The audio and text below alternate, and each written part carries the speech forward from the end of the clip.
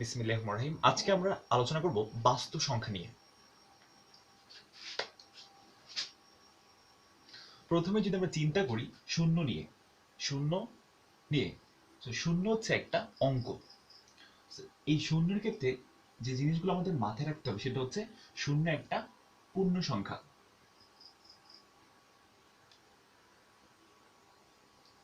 প্রথম যে জিনিসটা মাথায় রাখতে হবে সেটা হচ্ছে শূন্য একটা পূর্ণ সংখ্যা। তারপর আসে শূন্য একটা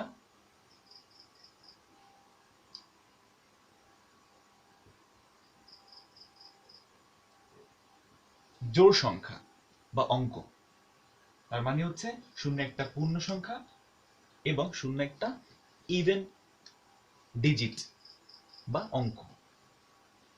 পরবর্তীতে যে কনসেপ্টটা আমাদের আসে, শূন্যর প্রথম যে আইডিয়া এটা আসে ভারতীয়রা প্রথম এটা নিয়ে চিন্তা করেছেন এবং এটা তারা আবিষ্কার করেছেন যে কোনো কিছু গণিতে কিছু নাই, কোনো কিছু নাই বলতে তারা কিভাবে এটা প্রকাশ করবে। তারা ওই চিন্তা ভাবনা থেকে শূন্যের আবিষ্কার করছে। তো শূন্য মানে হচ্ছে আমরা গণিতে এটাকে বোঝানো হয় কোনো কিছু নাই, এটাকে শূন্য প্রতীকের মাধ্যমে বোঝানো হয়। ওকে,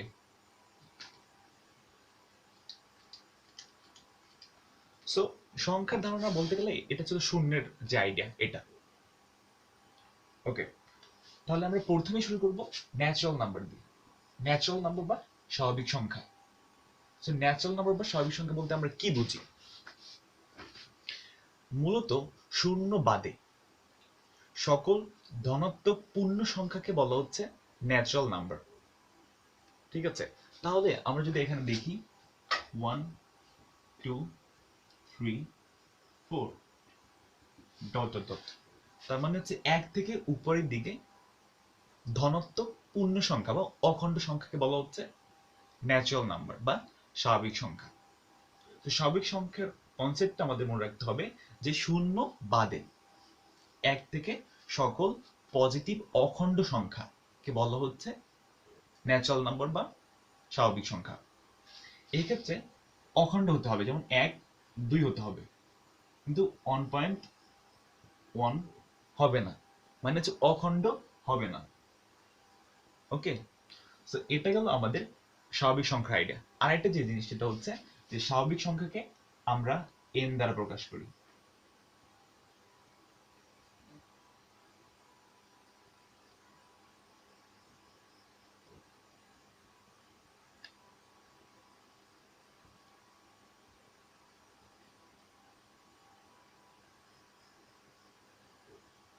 ওকে, এটা আমাদের মাথায় রাখতে হবে যে স্বাভাবিক সংখ্যা আমরা এন দ্বারা প্রকাশ করি। ওকে, তারপর যে জিনিসটা সেটা হচ্ছে পূর্ণ সংখ্যা।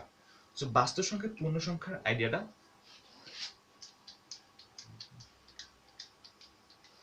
সো পূর্ণ সংখ্যাকে আমরা জেড সিম্বল দ্বারা প্রকাশ করে থাকি। এটা দ্বারা বোঝায় পূর্ণ সংখ্যা।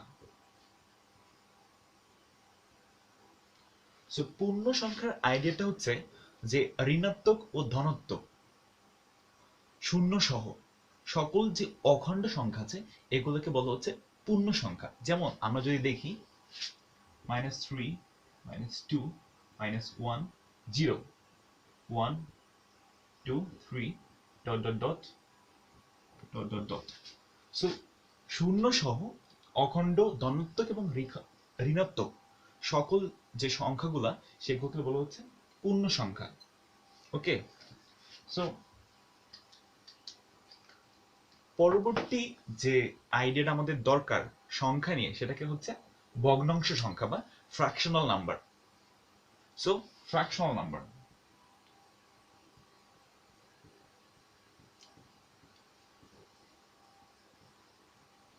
সো ভগ্নাংশ সংখ্যার ক্ষেত্রে আমাদেরকে যেটা বুঝতে হবে যে পি ভাগ কিউ আকারের যে কোনো সংখ্যা, কিন্তু শর্ত হচ্ছে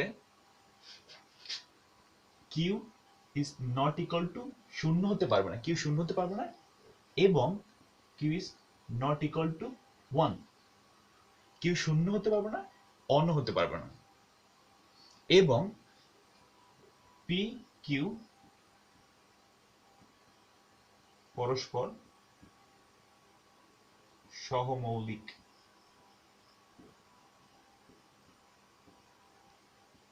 হতে হবে। তাহলে যেটা হচ্ছে ভগ্নাংশ সংখ্যা হতে হলে পি বা কিউ আকারের যে কোনো সংখ্যা হতে পারে যদি Q is not equal to 0 এবং Q is not equal to 1 হয়, এবং পি কিউ পরস্পর সহমৌলিক হতে হবে। যেমন যদি আমরা চিন্তা করি পি এর জায়গায় যদি আমরা চিন্তা করি 2, কিউ এর জায়গায় যদি আমরা চিন্তা করি 3, তাহলে ভগ্নাংশ সংখ্যাটা দাঁড়ায় 2 বা 3। সো এখন আমরা ফার্স্টে কন্ডিশন হচ্ছে কিউ কি শূন্য, শূন্য না, এখানে যে কিউ আছে 3 কি 1, 1 না, তার মানে এটা যে কিউ এর ফার্স্টে যে কন্ডিশন এটা হচ্ছে Q is not equal to 0, Q is not equal to 1। এরপর আমাদের চেক করতে হবে যে পি আর কিউ সহমৌলিক কি না। সো সহমৌলিকের কনসেপ্টটা দরকার, খুব একটা গুরুত্বপূর্ণ কনসেপ্ট। সো সো এরপর আমরা এটা দেখাচ্ছি সহমৌলিকের। তাহলে 12 এর গুণনীয়ক সমূহ হচ্ছে 12 এর গুণনীয়ক সমূহ। আমরা যদি এটা এখানে বের করি 6 হয়, 3 হয় আর 1 হয়, তাহলে গুণনীয়ক সমূহ হচ্ছে কি 1 2 2 and 3। এটা হচ্ছে 12 এর গুণনীয়ক সমূহ। এখন যদি 19 এরটা বের করি তাহলে আসবে 19 এর গুণনীয়ক সমূহ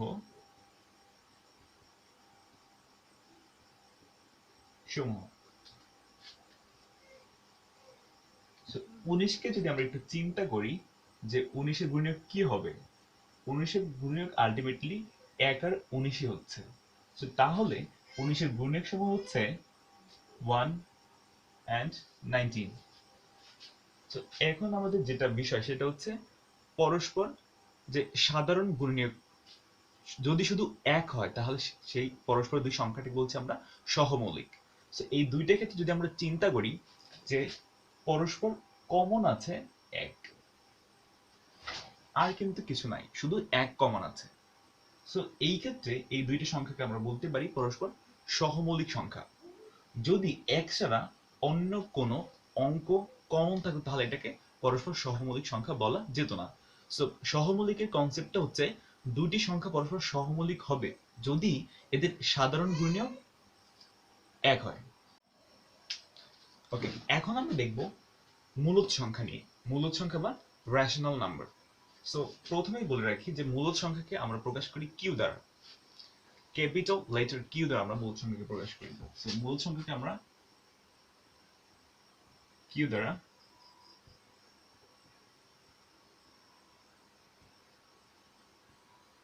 প্রকাশ করি।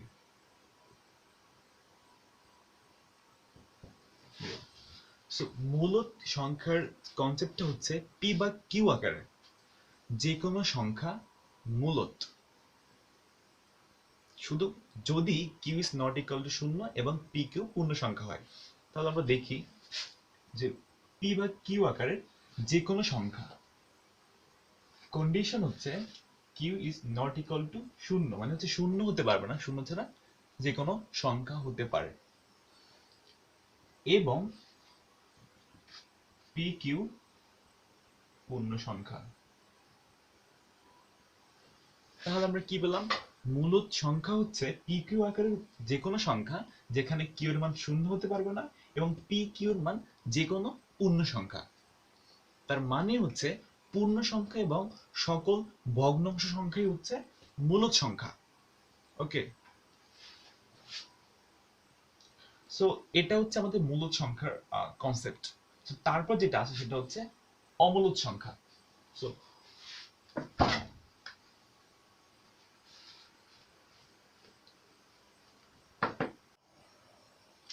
অমূলদ সংখ্যা হচ্ছে সেই সংখ্যা যাকে পি কিউ আকারে প্রকাশ করা যায় না, এটা ইংরেজি হচ্ছে ইরেশনাল নাম্বার।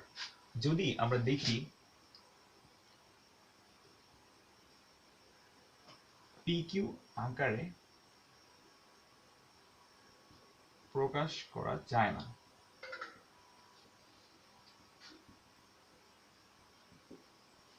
এবং এবং Q is not equal to 0 এবং পি কিউ পূর্ণ সংখ্যা। তার মানে দাঁড়ায় অমূলদ সংখ্যা হচ্ছে সেই সকল সংখ্যা যাদেরকে দুটি পূর্ণ সংখ্যার অনুপাত হিসেবে প্রকাশ করা যায় না। ওকে, তারপর আমাদের আসে দশমিক ভগ্নাংশ সংখ্যা। দশমিক ভগ্নাংশ সংখ্যা বলতে আমরা যেটা বুঝি যে মূলদ আর অমূলদ সব সংখ্যাগুলোকে যদি আমরা দশমিকে প্রকাশ করি তখন সেটাকে বলে আমরা দশমিক ভগ্নাংশ সংখ্যা। যদি আমরা একটু দেখি,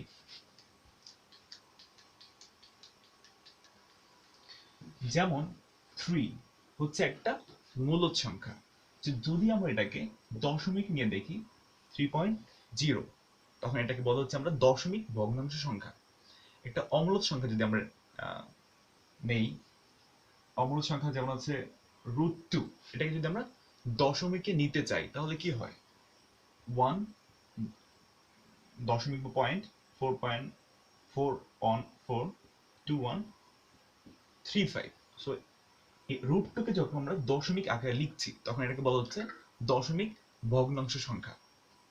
ওকে, দশমিক ভগ্নাংশ সংখ্যার পর আসে ধনাত্মক সংখ্যা বা পজিটিভ সংখ্যা। ধনাত্মক বা পজিটিভ সংখ্যা বলতে আমরা কি বুঝি, যে ধনাত্মক সংখ্যা বলতে আমরা বুঝি শূন্য অপেক্ষা বড়, শূন্য অপেক্ষা বড় যে কোনো সংখ্যা, খণ্ড বা অখণ্ড যে কোনো সংখ্যাকে আমরা বলছি পজিটিভ নাম্বার। পজিটিভ নাম্বার যদি আমরা দেখি যে 1, 1.1, 1.2, 2, 2.2, এই সবগুলো হচ্ছে পজিটিভ সংখ্যা। পজিটিভ সংখ্যার কনসেপ্টটা হচ্ছে পূর্ণ সংখ্যাও, আর যেগুলো পূর্ণ সংখ্যা না ভগ্নাংশ সংখ্যা সেগুলো হবে পজিটিভ নাম্বার। শুধু শর্তটা হচ্ছে শূন্য অপেক্ষা বড় হতে হবে। তার মানে হচ্ছে শূন্য অপেক্ষা বড় যে কোনো সংখ্যাই হচ্ছে ধনাত্মক সংখ্যা। ঋণাত্মক সংখ্যার তারপর আসে ঋণাত্মক সংখ্যা। ঋণাত্মক সংখ্যার কনসেপ্ট হচ্ছে শূন্য অপেক্ষা ছোট সকল খণ্ড ও অখণ্ড, মানে হচ্ছে পূর্ণ সংখ্যা এবং যেগুলো পূর্ণ সংখ্যা ভগ্নাংশ সংখ্যা সবই হচ্ছে ঋণাত্মক সংখ্যা। তার মানে শর্ত হচ্ছে শূন্য থেকে ছোট হবে। তারপর যেটা আসে সেটা হচ্ছে অঋণাত্মক সংখ্যা। অঋণাত্মক সংখ্যা হচ্ছে ঋণাত্মক না, তার মানে হচ্ছে শূন্য সহ, শূন্য সহ যে কোনো পজিটিভ যে নাম্বারগুলো আছে এগুলো মিলে হয় অঋণাত্মক সংখ্যা। যে অঋণাত্মক সংখ্যা হচ্ছে যেমন 0, 1, 2, 2.1, 2.2। শূন্য সহ সকল পজিটিভ নাম্বারকে আমরা বলছি অঋণাত্মক সংখ্যা। ওকে, সো আমরা এখন দেখব প্রাইম নাম্বার বা মৌলিক সংখ্যা। প্রাইম নাম্বার বা মৌলিক সংখ্যা বলতে আমরা ওই সকল সংখ্যাকে বুঝি যাদেরকে ওই সংখ্যা এবং 1 দ্বারা ভাগ দেওয়া যায় বা ভাগ করা যায়, কিন্তু অন্য কোনো সংখ্যা দ্বারা ভাগ করা যায় না। এই ক্ষেত্রে প্রাইম নাম্বার বা মৌলিক সংখ্যা শুরু হয় 2 থেকে। 1 মৌলিক সংখ্যা না, কিন্তু 1 হচ্ছে একটা বিজোড় সংখ্যা। এটা আমাদের মাথায় রাখতে হবে। অনেকের ক্ষেত্রে একটু সমস্যা হয় এটা বুঝতে যে 1 মৌলিক সংখ্যা না। আমাদের বুঝতে হবে যে মৌলিক সংখ্যা শুরু হয় 2 থেকে। যদি আমরা দেখি মৌলিক সংখ্যা 2, 3, 5, 7 ... 2 হচ্ছে সবচেয়ে ছোট মৌলিক সংখ্যা। 2 এর ক্ষেত্রে যে জিনিসটা আমাদের মাথায় রাখতে হবে, 2 হচ্ছে একমাত্র মৌলিক সংখ্যা যেটা কিনা জোড়।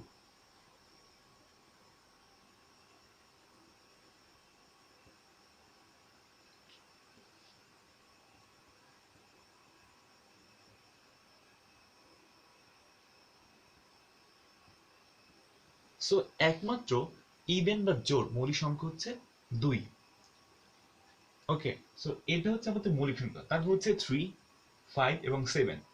যদি আমরা 7 এর কথা চিন্তা করি যে 7 মৌলিক সংখ্যা কেন, কারণ আমরা যদি দেখি 7 কে শুধুমাত্র 7 এবং 1 দ্বারা ভাগ করা যায়। যদি দেখি 7 কে যদি আমরা 7 দ্বারা ভাগ দেই তাহলে হচ্ছে 1, 7 কে যদি আমরা 1 দ্বারা ভাগ দিই তাহলে হচ্ছে 7। তার মানে 7 কে 7 আর 1 দ্বারা ভাগ দিলে আমরা পূর্ণ সংখ্যা পাচ্ছি সেটা হচ্ছে 1 পাচ্ছি। আদারওয়াইজ অন্য কোনো সংখ্যা দ্বারা যদি আমরা ভাগ দেই, যেমন যদি আমরা 7 কে 2 দ্বারা ভাগ দিতাম তাহলে হতে কত 3.5।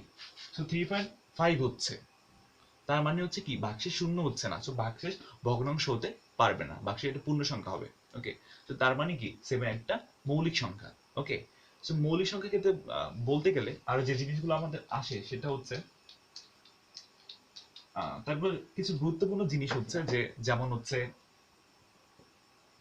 1 থেকে 25 পর্যন্ত কয়টা মৌলিক সংখ্যা আছে, আবার 1 থেকে 50-এর মধ্যে কয়টা মৌলিক সংখ্যা আছে, আবার 1 থেকে 100-এর ভিতরে কয়টা মৌলিক সংখ্যা আছে। সো এই যে জিনিসগুলো এগুলা প্রায় পরীক্ষায়, সো এই জিনিসগুলো আমাদের জানা দরকার। তো যদি আমরা প্রথম দেখি 1 থেকে 25 এর মধ্যে মৌলিক সংখ্যা আছে 9টি, 1 থেকে 50-এর ভিতরে মৌলিক সংখ্যা আছে 15টি, 1 থেকে 100-এর ভিতরে মৌলিক সংখ্যা আছে 25টি, তারপর 1 থেকে 200-এর ভিতরে মৌলিক সংখ্যা আছে 46টি,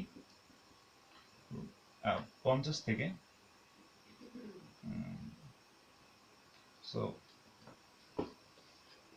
যদি আমরা দেখি 100 থেকে 200-এর ভিতরে মৌলিক সংখ্যা আছে 21টি। ওকে, সো এই জিনিসগুলো আমাদের দরকার। সো এরপর যে জিনিসটা আসে যে কোন একটা সংখ্যা দেওয়া আছে, যে এই সংখ্যাটা হচ্ছে মৌলিক কিনা, এটা আমরা কিভাবে দেখব, মানে কিভাবে জানবো যে মৌলিক কিনা। সো এই ক্ষেত্রে একটা আমাদের ট্রিক্স আছে। যেমন সাপোজ যদি আমরা ধরি 149 সংখ্যাটি মৌলিক কিনা, এটা আমরা কিভাবে বের করব। ওকে, সো আমাদের যে ট্রিক্সটা সেটা হচ্ছে 149-এর কাছাকাছি একটা সংখ্যা বর্গ করতে হবে, যেন একটা কাছাকাছি এর কাছাকাছি হয়। যদি আমরা ধরি যে 12-এর যদি আমরা বর্গ করি, বর্গ করলে কি হয়, সো 12-এর বর্গ করলে হচ্ছে 144। সবচেয়ে কাছাকাছি বর্গ সংখ্যা হচ্ছে 12। ওকে, সো আমাদের যেটা করতে হবে 12-র নিচে যে মৌলিক সংখ্যা আছে ওগুলো আমাদেরকে এখন বের করতে হবে। সো 12-র নিচে যে মৌলিক সংখ্যাগুলো আছে সেটা হচ্ছে কি 2, 3, 5, 7 আর 11। সো এই পাঁচটা হচ্ছে 12-র নিচে মৌলিক সংখ্যা। এখন আমাদের এই পাঁচটা মৌলিক সংখ্যা সংখ্যা দিয়ে 149-এ ভাগ দিতে হবে। যদি কোনো একটা দ্বারাও ভাগ দেওয়া না যায় তাহলে 149 হচ্ছে একটা মৌলিক সংখ্যা, যদি ভাগ যায় তাহলে এটা মৌলিক সংখ্যা হবে না। যেমন আমরা যদি 149-এ যদি আমরা 2 দিয়ে ভাগ দিই, ভাগ কি হয়, পূর্ণ সংখ্যা কি আসবে ভাগের পরে, আসে না, তার মানে 2 দিয়ে হবে না। এখন যদি আমরা 3 দিয়ে যদি ভাগ দিই, 3 দিয়ে ভাগ দিলে কি পূর্ণ সংখ্যা আসে, পূর্ণ সংখ্যা আসে না। সো এভাবে আমরা যদি 5 দিই, 5 দিলেও পূর্ণ সংখ্যা আসে না। তারপর যদি আমরা 7 দিই, 7 দিলেও হয় না, এবং 11 দিলেও পূর্ণ সংখ্যা আসে না। সো এভাবে আমরা বলতে পারি যে 149 একটা মৌলিক সংখ্যা। সো সহজভাবে এই ট্রিক্সটা, বড় সংখ্যা হলে আমরা এই ট্রিক্সটা কাজে লাগাতে পারি। ওকে, সো এরপর আমাদের যে ধারণাটা বাকি রাখি সেটা হচ্ছে যে জোড় সংখ্যা আর হচ্ছে বিজোড় সংখ্যা। তো জোড় সংখ্যা আর বিজোড় সংখ্যা যেটা হয়, যেটা হচ্ছে এরপর আমাদের আসে যৌগিক সংখ্যা। যৌগিক সংখ্যা সংখ্যাটা হচ্ছে এরকম, যৌগিক সংখ্যা হচ্ছে সে সকল সংখ্যা যাদেরকে এক দ্বারা এবং ওই সংখ্যা দ্বারা তো ভাগ দেওয়া যায়, উপরন্তু আরো সংখ্যা দ্বারা ভাগ দেওয়া যায়। তো সেই সব সংখ্যাকে বলা হচ্ছে যৌগিক সংখ্যা। যদি আমরা একটু দেখি 4, 6, 8, 9। সো 4, 6, 8, 9 এগুলো হচ্ছে যৌগিক সংখ্যা। যেমন যৌগিক সংখ্যা এক এবং ওই সংখ্যা দ্বারা অন্য সংখ্যা দ্বারা যেহেতু বলছি ভাগ দেওয়া যায়। যদি আমরা 4 দেখি, সেটা হচ্ছে 4-কে 2 দ্বারাও ভাগ দেওয়া যায়, 2 দ্বারা ভাগ দিলে হয় 2। তার মানে 4 হচ্ছে একটা যৌগিক সংখ্যা। যদি আমরা 9-এর কথা চিন্তা করি, 9-কে 1 এবং 9 দ্বারাও 3 দ্বারা ভাগ দেওয়া যায়, সো 3 দ্বারা ভাগ দিলে হয় 3।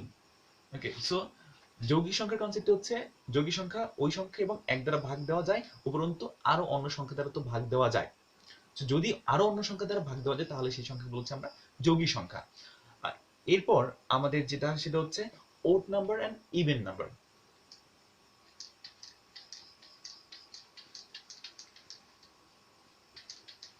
সো ওড নাম্বার আর ইভেন নাম্বার, ওড মানে হচ্ছে বিজোড় সংখ্যা আর ইভেন হচ্ছে জোড় সংখ্যা। সো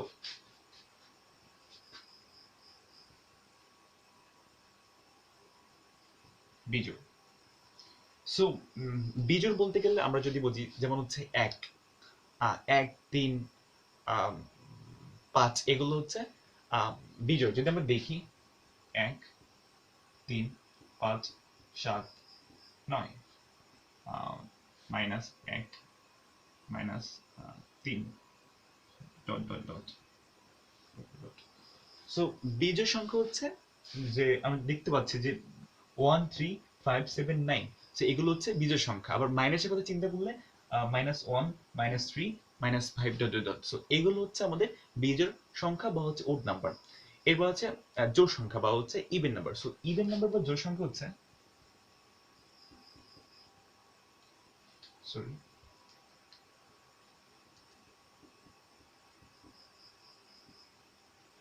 সো ইভেন নাম্বার প্রথম শুরু হয় 0 থেকে, 0, 2, 4, 6, -2, -4 dot dot dot. So dot dot dot. So জোড় সংখ্যা শুরু হয় 0 থেকে, 0, 2, 4, 6। মাইনাসের ক্ষেত্রে যদি আমরা দেখি -2, -4। সো এই ক্ষেত্রে যেটা আমাদের একটু চিন্তা হবে সেটা হচ্ছে কি, 0 হচ্ছে একটা জোড় সংখ্যা। ওকে, সো 0 হচ্ছে একটা জোড় সংখ্যা, এটা আমাদের মাথায় রাখতে হবে।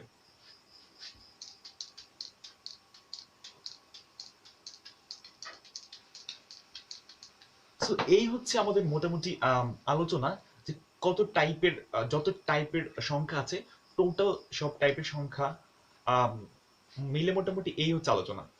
ধন্যবাদ।